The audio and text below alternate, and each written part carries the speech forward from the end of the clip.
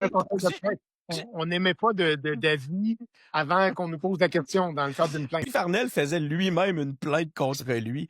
Bon, non, ben, mais ça, c'est son style, hein. Je l'ai fait. J'ai déposé une plainte contre moi-même au conseil de presse. J'ai aussi reçu une décision, mais en premier, je vais vous expliquer pourquoi je l'ai fait. Je pense qu'on va bientôt avoir besoin d'une définition claire et commune de c'est quoi exactement un journaliste. Puis le conseil de presse est bien placé pour avancer cette discussion-là. Cette question-là est importante pour deux raisons. La première, c'est qu'on avance de plus en plus vers un modèle de financement public du journalisme. Si c'est l'argent public qui va financer le journalisme, on a besoin de critères clairs sur c'est qui est et c'est qui est pas un journaliste. La deuxième raison, c'est que les médias sociaux font en sorte que de plus en plus de gens comme moi qui partagent de l'information de façon directe ou indirecte sans nécessairement être associés à une institution journalistique. C'est juste une question de temps avant que des gens comme ça revendiquent le titre de journaliste pour pouvoir avoir accès à une partie du financement public qui vient avec. En plus de d'autres avantages potentiels normalement réservés aux journalistes. Maintenant, il faut mettre deux choses au clair. En premier, je considère pas que je suis journaliste et je pense pas non plus être un substitut pour le vrai travail d'un journaliste. En deuxième, c'est que le conseil de presse n'est pas une autorité légale. Elle peut pas légalement définir c'est quoi un journaliste. Mais sans être un journaliste, je reconnais que je suis peut-être dans une zone grise qui n'est pas très bien définie pour le moment.